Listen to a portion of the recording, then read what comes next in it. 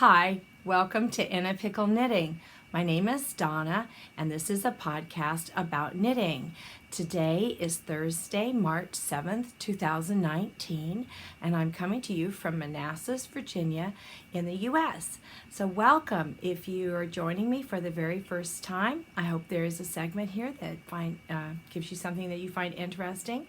If you are a return viewer, thank you so much for coming back. Today I will have some finished objects, some works in progress, our fiber-related children's literature book, as well as the new segment, No One Asked Me, and I have a little clip from a yarn shop that I visited. So it's been a little bit of time since I met with you and chatted at you, and I have no excuse other than about a week of sickness for everyone around here, and that threw me off and lost my voice a bit. So I'm glad to be with you today, so I hope that you have something to work on while you listen to me go on and on about all of these projects. The first thing that I will share is a finished object. And I had shown you the Amazing Day shawl in progress. I have finished it. This is the Amazing Day shawl by Joji Locatelli, and it is a crescent shaped shawl. It's quite long and rather narrow. The pattern does have a schematic for blocking, but when I blocked it, I just pulled it out, the way it looked like it wanted to go, and tried to, you have to pull kind of hard to get that little hump that you get on a lot of crescent shawls.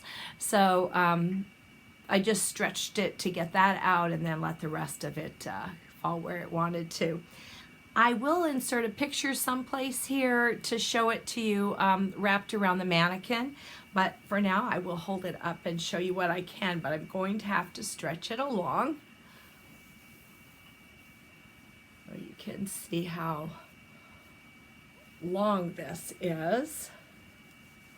I really liked that this bright pink color was the final color. I don't know if that's the way it was intended or not, but that's what I wanted. So that's what I put there. It had a nice simple bind off that is stretchy.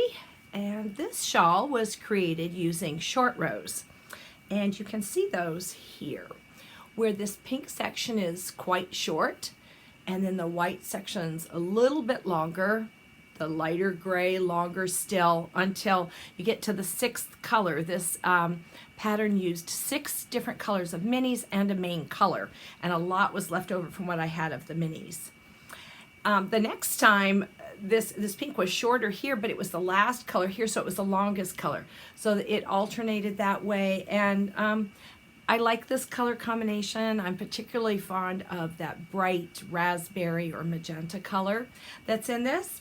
I used Backyard Fiberworks yarn. It was a kit, and I purchased this kit when I went to the SSK Knitting Retreat last July in Nashville. And I went to a local yarn shop called Haus of Yarn, which was fabulous. And this was for sale there as a kit. So it had the full skein, 100 grams of the main color, which was Dove. And this mini, this set of minis in a set called Graphic Pop. So it had the 6 colors of 133 yards each. And I have all of that left over, so there's a lot that I could do with that. Don't know if it would be enough for another shawl. The main color, obviously not, but perhaps this would, it would certainly work in some shawl. So it's kind of fun to have the extra and the finished object. So I hope I've already inserted a picture so that you can see it. If not, I always have a project page for all of my projects on Ravelry. I'm In a Pickle Knitting on Ravelry, and there's also an In a Pickle group on Ravelry, and we'd love to have you join us over there. Right now we're just working with one make-along, and it is, I'll talk about it later. So please feel free to join us over there where there's a lot of projects. The second finished object that I have are my Desert Vista Dyeworks socks for February. So I did finish them in good time in February. And here they are finished. The colorway is Happy Birthday Cupcake.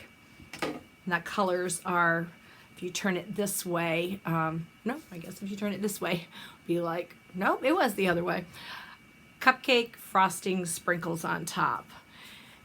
At least that's what I think. And this is a speckled yarn. I'm speckled, yes, but it has stellina in it, so it's a sparkle yarn. That's what I was trying to say. I hope you can see that. I can see it on my screen. I hope you can see it too. The pair of socks has a toe, and I'm going to put the name of where I got this toe. It was a free pattern, not on Ravelry. It was on the internet, and I think it was just knitting-patterns.com, but it's going to be down on the screen, and hopefully also a link below, so that if you are interested in doing this kind of a heel, that's a place you can get a free copy of it. If you look closely, it has decreases that might remind you of a hat. They go in a spiral. I knit several extra rows before I followed the pattern. I believe 8 plain rows, because I do have a very high instep and arch, or arch, whichever way. The toe I used was from Kay Jones' pattern called the Drippity Drop Socks. She might also have this toe written into some of her other patterns.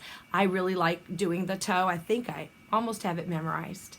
I used a size 1 needle. I did these one at a time magic loop. I did a 2 by 2 rib for about a repeat. That's what I think I did, was just a repeat. So those are my socks, and I'll be adding those to my sock drawer. That's the second finished object, and my third one is a few dishcloths to add to my basket of goodies as gifts. I am participating with the Yarn Hoarders 2019 Dishcloth Challenge, wherein she wants to use up a lot of her cotton stash, and I want to do the same. I am only putting my dishcloths out or on my project page when I do 3 at a time, with one exception today. Well, this is my next set of 3. All 3 of these were done in the Lily Sugar and Cream yarn. I don't remember the colorways. I did them when I was out of town and threw away the extra yarn and tags. There wasn't a whole lot left. They were the small skeins. I brought the yellow one back with me, but these 2 were the smaller skeins, and I threw that away just because I needed space in my suitcase and didn't have a plan for those little bits of leftover. I would have given them away, but it just, traveling with them, I didn't want to do. So it's a jade green, a yellow, and then this variegated that has those 2 colors, as well as some pretty blue and pink. Very pleased with these. So I've used 3 more of those skeins. And then I happened to find this skein. It was a full skein, again, the Lily Sugar and Cream, and it's called Buttercream Ombre, color number 00222. I decided to take this and knit it into something because I found this in my dishcloth drawer. I use it all the time.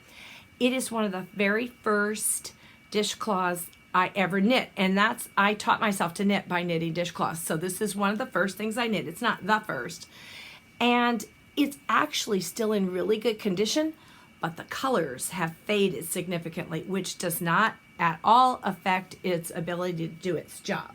But I thought as long as I had that, I would reknit it. So I did, except once I finished, and I'll show you where I had the pattern. This is a book called Nifty Knits Dishcloths. This is by FiberArtz, and I purchased this in Michael's or a place similar to that. I did quite a few patterns out of here. I was teaching myself different stitches while knitting dishcloths. This one here, number 10, looked like this. But when I knit it up, there are a couple of little differences. The size is different, but you could certainly attribute the size difference to shrinking from this one that's been laundered so many times. So it might be that. It also might be that my gauge has changed over so many years.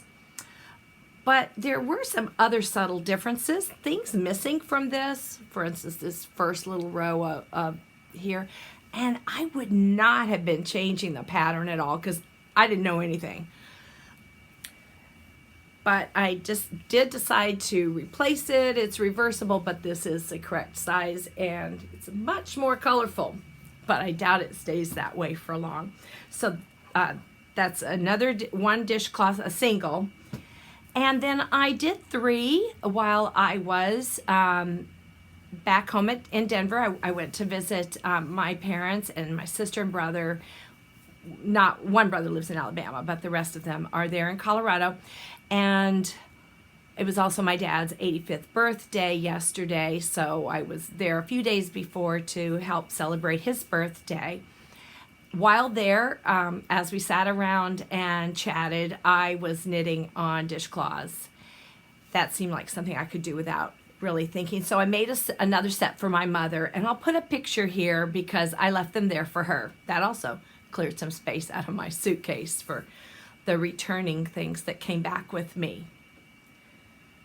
And now I'm on to my last finished object and the biggest project. This is my Coziest memory blanket. The pattern is by Kemper Ray. This is a free pattern on Ravelry. I started this blanket January 28th, 2017.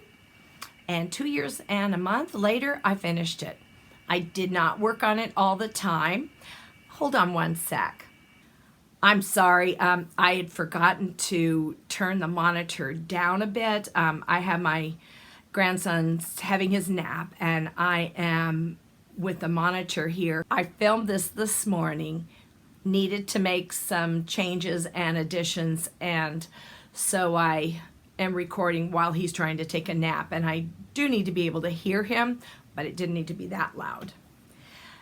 My blanket is finished and I'm so happy with it. I can't really show the whole blanket here, of course, but I did want to show you that I added an I-cord edging to it. I had thought maybe of doing the log cabin treatment where you just do some garter stitch around the 4 sides, and you can add some size to the blanket that way. However, the size was perfect, and I did think that the I-cord would be a sturdy edge to the blanket, as well as taking less yarn. I did not want to buy any yarn to do the border. I had some gray, and I ended up having plenty of gray. Of the particular, I had 2 partial skeins, and one of them would not have been enough. I went with a larger one, and I still had leftover, which was very good.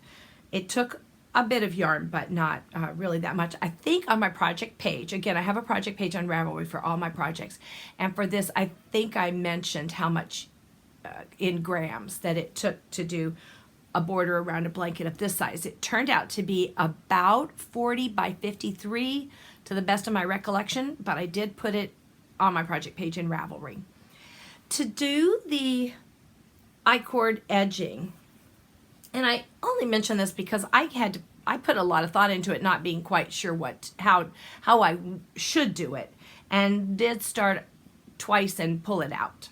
One thing I did and found useful is that while I used a size 2 needle for all of the squares, I did do my picking up of stitches and 1 row of knit stitches entirely around the blanket with the size 2. When I started the I-cord, I don't know if it was this corner, but I started off and I looked at 1 square amount that I had gone, and it seemed like maybe it was pulling in a little bit, so I went up a needle size.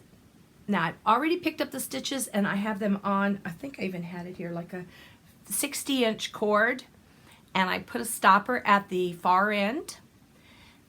So I have it on a 2 needle in my left hand, but in my right hand I'm using a size 3 DPN to actually knit the I-cord part. I-cords can be put on in a number of ways. I used 4 stitches and knit the first 3, took the 4th stitch along with 1 stitch from the blanket and did a knit together through the back loop, knit 2 together through the back loop, then slip the stitches back to the other side and do the same thing over and over, and that attaches it all the way around. In the corners, I did 2 different things. One is that when I went around and picked up stitches, of course I picked up 1 in the corner, but I picked up an additional 1 on either side. So that gave me a little bit more that when I'm doing the I-cord, I'll have a few more stages. But I also did something else, and that is when I did so I would come up and do that 1 extra stitch, I-cord that. Then I did an I-cord where a row of stitches for the I-cord where I did not attach it to the blanket. So I just took the 4 stitches, did I-cord, and it's loose, and then slid them back, and the next one picked up in the corner. Then I did another one like that. So I have 2 extra on top of the extra stitches that are not attached, that just give it a way to turn the corner. And still the corner's very rounded, which is fine. It's absolutely fine. But going up a needle size really helped. It seemed to be the perfect tension then for me. It matched the tension of the rest of the blanket. I don't know if there was something else I was going to tell you about that or not. I do have some pictures of the finished blanket. I am thrilled with it. It is the perfect weight. Being fingering weight yarn, it's, you know, it has some weight to it here, but when you lay it across your lap, it feels just perfect. It's very warm, and I don't need it all that often, but other people will. So a completed, for me, lap-sized blanket of the coziest memory. Now I'll move on into my works in progress. Finished a blanket, I'm going to start a new one. I have started a new one. And there's a bit of a backstory to this, that I have still 3 blankets going. I had 3 blankets going, and now I still have 3 blankets going. One of them, did I set it out? Is my granny stripe crochet blanket. This blanket I started a long time ago, and it was bigger than this. It was about maybe about 5 inches. And I looked down and realized that on these side pieces, I had just done something wonky. And so from this one, it wasn't straight, it was over a little bit. And then that made the next row kind of over a little bit. And I looked down and I thought, I think I was seeing it, but just thinking it was out of shape from stretching or something. And I realized, you've done something wrong. Well, I put it in that bag and put it away and didn't look at it. I usually can't just rip right out. But finally I just said, I'm not going to be happy with it if I don't. So I ripped out, and this is going to be the last one that I go back to. So it will be the final blanket, and I'm putting it away, back in, out of sight, out of mind for now. I have shown you a while back. I haven't been working on it because when I saw how close I was to getting done with the Coziest Memory, I thought, forge ahead, finish that, and then come to this and finish this.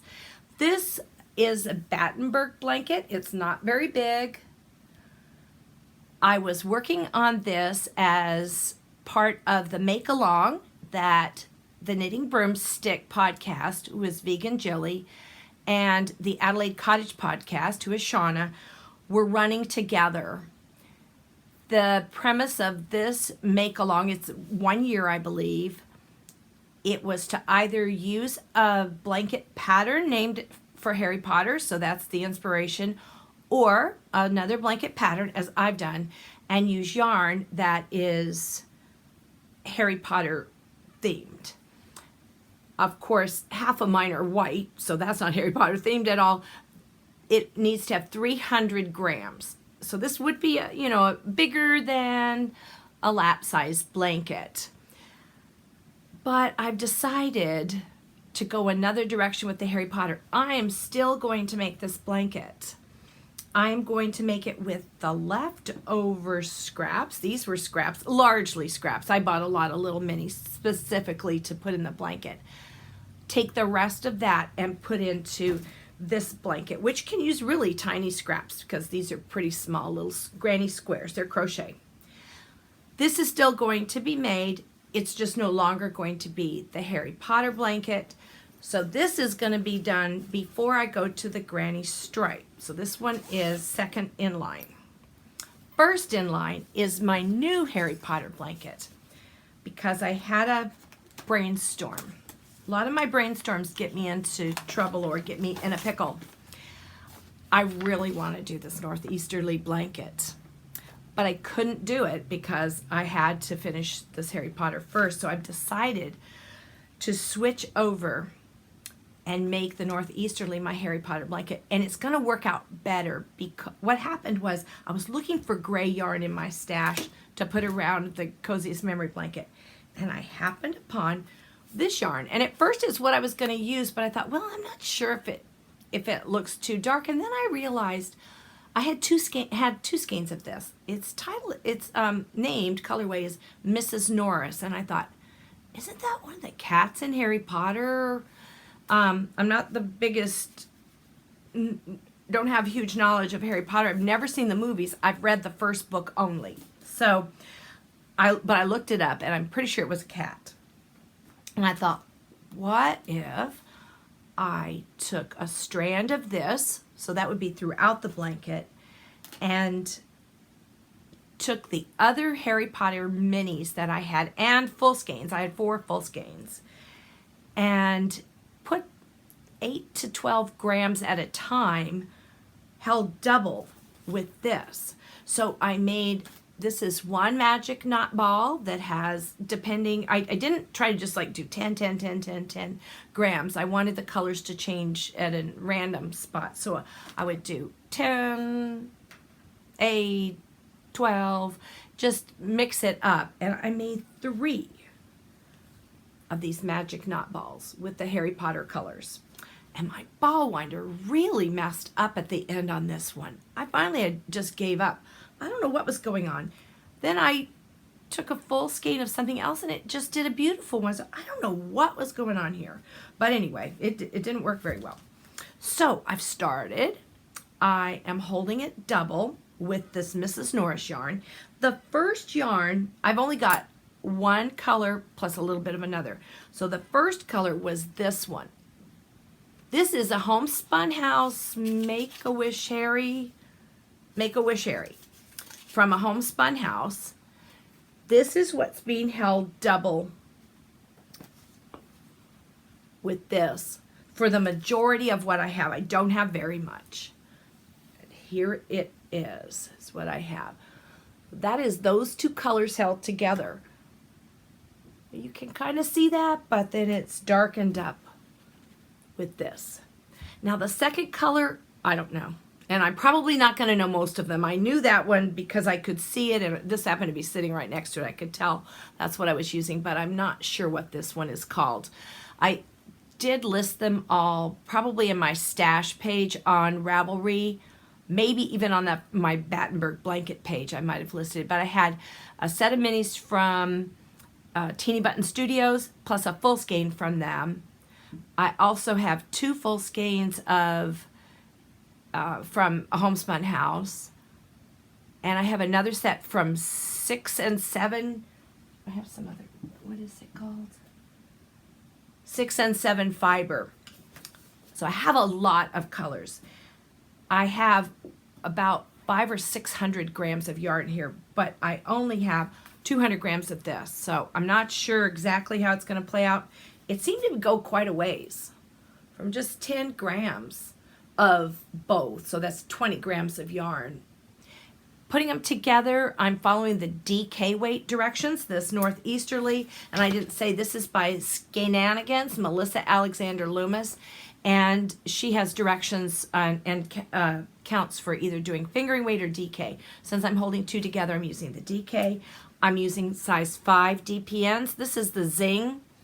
though I've ordered a chagu with a sharper tip because I'm doing some some changes to some of the stitches, which I noted on my project page what I'm doing that's different than the pattern. It is a paid for pattern, so I'm not going to go into detail there.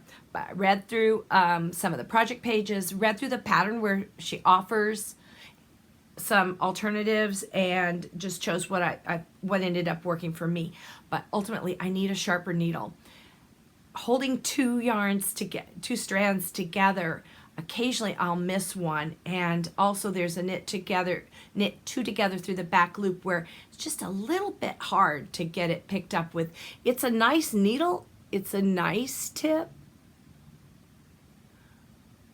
but it's just not as sharp as that lace tip. So I'm waiting for that to come. I tried to get one at my local yarn shop and they were out, so I'd already gone 20 minutes that way and back, and if I wanted to check another shop, I was going to have to go 30 minutes that way and back. So I decided, even though I'd rather give them my business, I just went with Amazon. And I don't like to do that. I really do like to support the local yarn shops. So that's my first work in progress, and it's so much fun. Easy and just fun. And what I think I like better about it than the mitered square blanket is just that I never felt like I could sit down and do anything on it unless I had an entire hour or a little bit more to do a whole square. It just didn't feel like I wanted to start it and leave it partway through a square.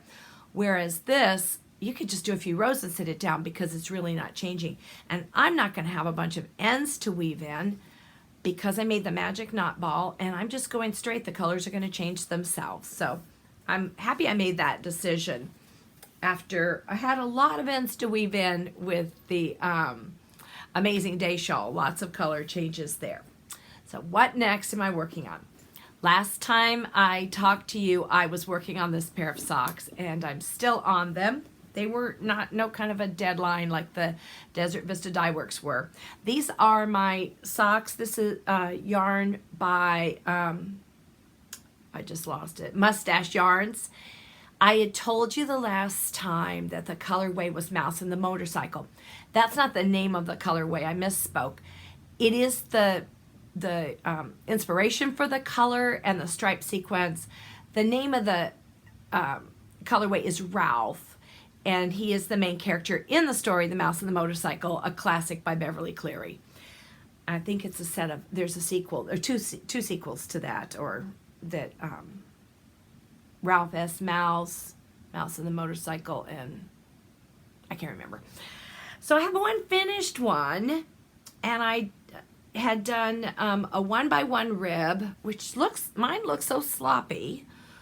I know if I'd done twisted rib, it would look a little neater, but you know, I just try to change a little something on every sock.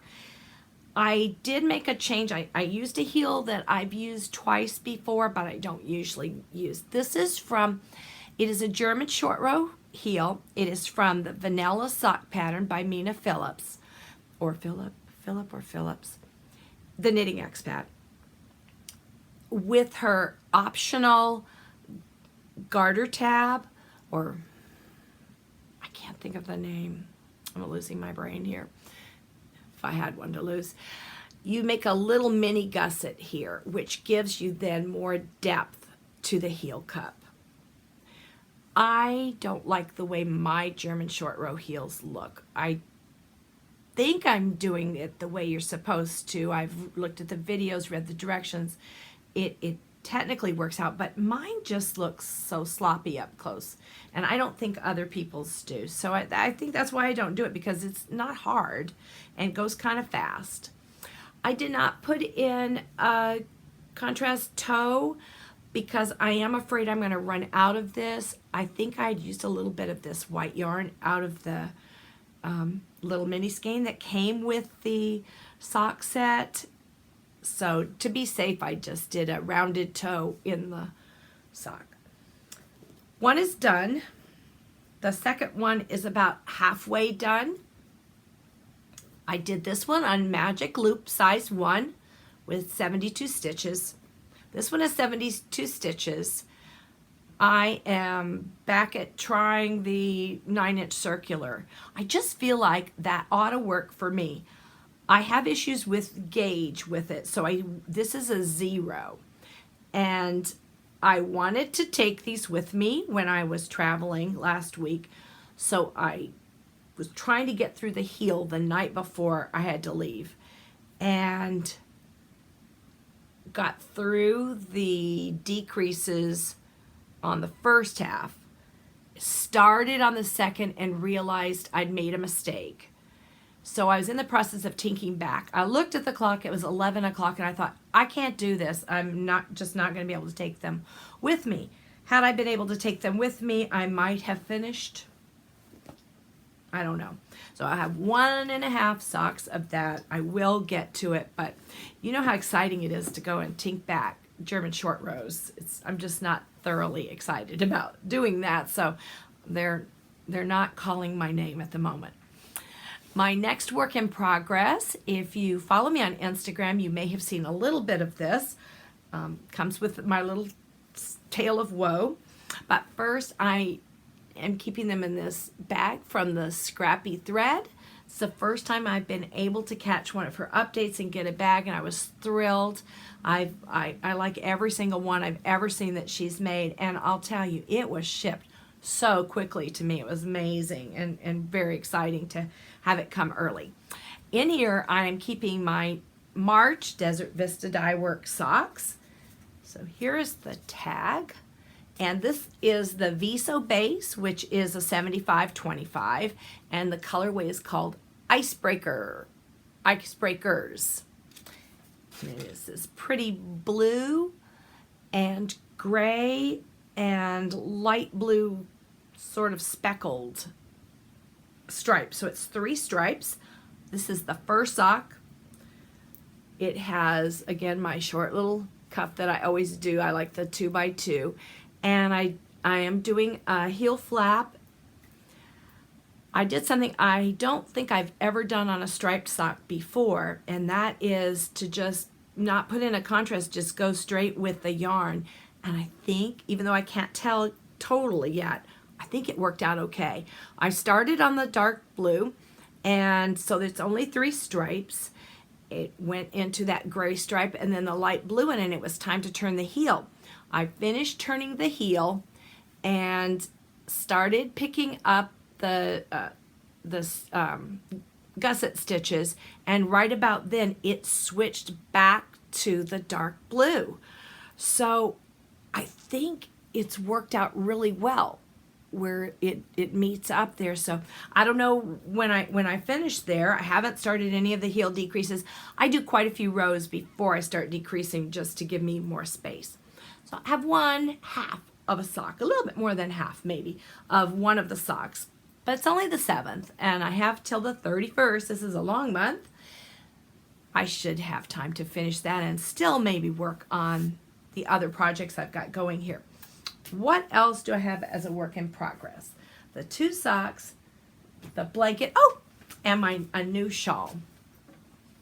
The shawl that I've just recently cast on is the Hydrogen shawl. This is a pattern from Guage Dyeworks. It's free pattern. You do not need to use their yarn to make it. You could stripe it yourself using different colors of yarn. But if you purchase this yarn, it is mathematically engineered that the stripes, you get the same size stripes without changing your yarn. It's all 170-gram skein of yarn. So the only ends that there will be to weave in are from the cast on and the cast off. I don't have too much done, but I'll show you here. You see it has a purple, well, gray, purple, gray, a rosy color. I'm gonna have to stop here and go plug this monitor in. The battery's real bad on it. Gray, and now I've gone to this either terracotta or salmon, rusty color. It's almost like my shirt. So not very far. This is an easy pattern. It would be great for a new shawl knitter. a beginning knitter. There's not a whole lot that you have to learn to do it. Just keep going. Now, if you're going to do your own color changes, that adds more work to it. I'm so excited. There are not going to be but 2 ends to weave in, and let me tell you about this yarn. This Guage Dyeworks yarn, here's the tag. It's called Concrete and Tulips. That's the colorway here. And this is not the only style shawl that this yarn will work for. It will work for crescent-shaped and triangular shawls, and I think there's some suggestions of different shawls that actually will work with this. This color, as I said, is Concrete and Tulips. It is 70% merino, 10% nylon, 20% cashmere. It is gorgeous. It is so squishy, so soft. I think it is going to make a beautiful shawl. I think it's going to have nice drape to it. I'm very excited to see how it turns out. Those are all of my finished projects and all of my works in progress. I think it's time to share our fiber-related children's literature book. The book I have today is called That Darn Yarn by Tony Millionaire. And he writes a series of graphic novels that have a sock monkey in them. This is not one of those. It is a shorter book and intended for younger children. I have read this book to some children and found that they were second grade, 7 and 8 year olds. They were so excited, more so than I thought that they would be, to follow this book because it has a very unusual setup. It's really 2 stories happening simultaneously. And it starts off with this side being black and white graphic novel looking pictures, and a story's going to be told here because it is her little brother David's birthday. But on this side we see the sock monkey sitting at the top of the stairs, and this colorful side is going to tell a story too. The children I was reading it to could not wait to see what was happening every page to this sock monkey sitting there so nicely, and then decides to take a little trip down the banister. And this is where they get, you know, as soon as they see that, oh, they think he's falling. But it's more like he's going on a ride. But there is a little problem here in this story. Let me see if I can get it. It's so hard for me to see and then show you too. Right there, the tail of that yarn is stuck on a nail. And you can see the stuffing underneath the yarn. And then over here we find that she's going to start knitting. Off goes the monkey. Now I don't want to share the whole story with you. That would take a bit, but I will say the story loops around to where she runs off and leaves the little monkey at the top of the stairs, knocks on his door. But look, almost a whole ball of yarn there and some stuffing. And there the little boy comes out to see the monkey. So it's a looped story, but one thing's happening one way and one is the other. So there's a lot of cleverness to it. Simple story, but I think it would be a great little gift if you wanted to knit someone a sock monkey. What a perfect combination that would be. And just kind of a fun story for young children. So that's our fiber-related children's book today. That Darn Yarn by Tony Millionaire. Let's see, let me tell you a little bit about my trip. I didn't tell you about the drama with these socks. If you follow me on Instagram, you might have seen that I brought these socks along with me to do some airport and airplane knitting. Had a almost 4 hour flight to Denver, and coming back is a little bit over 3 hours. So I thought, wow, just the flight itself, I can really get a lot done on these socks, and sitting around the airport time too. Oh wow, I'll probably come back with a finished sock. But I am so worried always when I travel and take knitting that I'm gonna have my needles taken away. It's never happened. But I also usually bring things on wood needles, just precautionary, and nothing's ever happened. They've never been taken away. Well, this time I don't usually use wooden needles on socks. I do have a set of size 1 DPNs, and I have used those many times on socks, not a problem, but I wanted to do magic loop. So I bought a wooden one, and I sat in the airport and knit, got the cuff done. This was March 1st, and so I thought I'm just gonna wait till I get to the airport. I cast them on and did 1 row, threw them in the bag and said, okay. So waiting for my time to board the plane, I got the cuff done and maybe a couple of rows. Sat down the plane, got all settled, took about 5 or 6 stitches and broke the needle. I did have a metal needle with me, but it's in my checked bag, so I can't get it. Thankfully, I did have something I could knit on. I had only brought it along in case my eyes got tired or I got tired of knitting the sock or had a problem. It was one of my dishcloths, and I brought wood needles for that too. So that was kind of hard on my hands to do wood on that sugar and cream cotton, but at least I had something to knit. But I didn't get anything done on the socks, and decided while I was visiting there, I wasn't gonna even bother with it. But I did put it onto the metal needle and try to bring it back with me, and I did. They let it go right through. So going out, walked right through security, no problems, but I didn't have a metal needle, so no problem.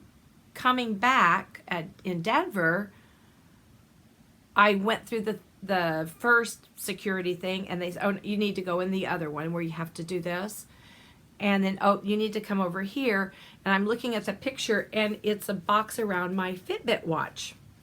I came out with no problem, and I don't think I've traveled with this one because I get this one for Christmas. So that was the first plane trip. But leaving from Dulles, no problem. Coming back through Denver, but they did let the metal needle go through. So that was the important thing. And I don't mind stopping for security at all. It doesn't matter what. I would rather they.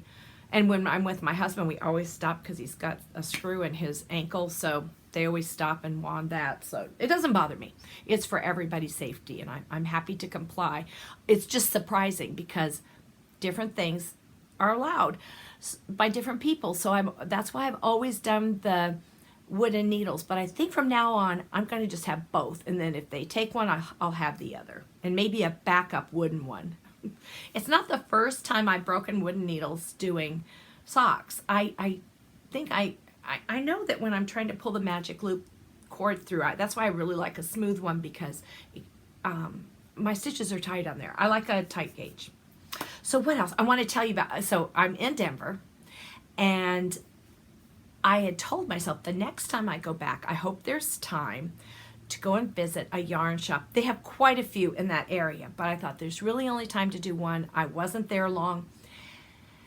And in fact, I looked up the one I wanted to do the most, and I was surprised to find it was only 20 minutes from my parents' house. So I got my mom on Saturday morning to go with me to Colorful Yarns it's called Centennial, Colorado. I think it's Littleton too. I'm not sure though. That I grew up in Aurora, so I don't know that part. It was in part of North Glen Shopping Center, I think, which is an outdoor mall, and it's in an office building right by. I have heard Christy from the Relatively Crafty podcast talk about this yarn shop so many times. It's her local yarn shop, and she goes to knit night there on Tuesday nights and always talks about it and their selection. Oh my gosh, was she right? I have personally never seen so much indie dyed yarn in one yarn shop. You sometimes see a little bit. One of my local yarn shops has some, but not brand after brand after brand. Hue Loco, Hedgehog Fibers, 6 and 7 Fibers. It was just so many. It was very thrilling. My mother happened to see it's like a shawl, but like a poncho. So it's like a shawl, but then it's sewn together so it'll go over and stay put, which was really nice. Has an asymmetrical shape. I will talk about it when I actually cast it on. I'll show you the pattern. The pattern was on Ravelry. They had the yarn right there. And for her, she loved the colors too. And it's hard if you're not a knitter, even if you are. I mean, for me, it's hard to look at yarn and say, what if it's going to look nice or not, if I'm going to like it or not. She liked what was done, so I really wanted that same yarn. And at first, we didn't think they had it, and then we found it. So I did buy the yarn for it right there, and that was an indie dyed yarn. I think I will go ahead and share that with you. It's right here. It took 3 skeins to make the large size. It's called Alexandra's Crafts. And it is mostly this gray, but then these pops, these really bright pops. And this is an 80% merino, 20% silk. And I've got 3 skeins of that, and it is for this shawl. I might as well show you, called Take the Chill Off. You can see how it hangs down long in the back. And then I think there is another picture. No, there's not. But in the front, it's shorter. And my mom really liked the style. It's beautiful pattern, and the fact that it stays right on you. So I'm going to be making that for her. But I found some other yarns too. I'm going to go ahead and share them. I don't usually do stash enhancement, but I'm going to today because this was from a special shop. I bought this Chasing Rabbits Fiber Company yarn. It's a DK in this, that's pretty good color, a little there, like that. And then mohair. I've never knit with mohair. I wore mohair sweaters when I was a kid and I used to itch. Was popular back then. The color's called Colorful February. But I think I'm going to make a hat out of this and hold them together and get a nice fuzzy warm hat. I also bought some 6 and 7 fiber, which I told you I had ordered and had that Harry Potter minis. I have a color that will go with this. Plum. This is called Plum. And I just think it's going to go really well with another color I've got for something, a shawl. And then Legacy FiberArtz. I know that they are in some shops. I'd never been in one. But I found this pack of minis called Fallen Leaves on their steel toes base. And there are 4 mini skeins here. I almost wonder if there were if someone pulled one out and there were supposed to have been 5 in here. Just based on the price and the yardage. I have Legacy FiberArtz yarn. I just wonder if that happened, but it's 20 grams each, and it seems like it ought to be 100 grams, but it's 80. Anyway, they're beautiful. I thought they'd go in my blanket, and I just get, you know how it is. You go places and those wool fumes get to you. So let me check my list here and just make sure I'm not forgetting anything this time. Well, I have my no one. Oh, I wanted to talk about 2 things. One, the make along. Our make along that's going on over in the Ravelry group, in a Pickle Knitting Ravelry group. And please, there's still time to enter. Whips are allowed, and it is warm items. So something you knit to keep yourself warm. Socks, blankets, shawls, sweaters, leggings, gloves, mittens, cowls, scarves, anything you knit that keeps you warm. Just make sure it's 50 grams. If you make something that's not, put 2 things together to be at least 50 grams and put them in the finished objects thread. And I'm going to do a drawing probably the next podcast because this was going to end the first day of spring. I probably won't podcast till at least a week after that. And so feel free to keep knitting and anything you've already finished in this year. If you finished it this year, started it this year and finished it this year, put it in there and we will have a drawing. And then the last thing is my new segment, No One Asked Me. And today what no one asked me was to see all of the socks that I've knit. Well, I can't show you all of them because I have given away at least 25 pairs of socks. But I do have a lot that I haven't given away that I have in my drawer. Some of them I haven't actually worn. There are a few pair in there I haven't actually worn. And so I will put a little video here. I'm not going to narrate it and go through all the yarns because that would just take a really long time and probably totally tax my memory. And I'd probably make a mistake along the way. So I'm just going to have a short little video at the end with that, and also a short little video of that yarn shop in Centennial, Colorado, called Colorful Yarns. I asked if I could take a little video clip and put on my podcast, and they said I was welcome to do that. So I did. My videography is not terrific. I probably turn too fast sometimes, and I apologize for that. I'm just lousy at doing that, but I wanted to share it with you and promote, when you see wonderful yarn shops, you want to promote that in case there's someone out there who hasn't heard about it. Thank you so much for spending some time with me today. I hope you've made some progress on whatever you're working on, and I appreciate that you stopped by. Please stop by again if you'd like to know when I upload, because I'm not very regular these days. You can subscribe and you'll get a notification, or it'll just show up in your feed. I don't usually get notifications on mine. I never press that. I just check my feed every day and see if there's something new there. And that works too.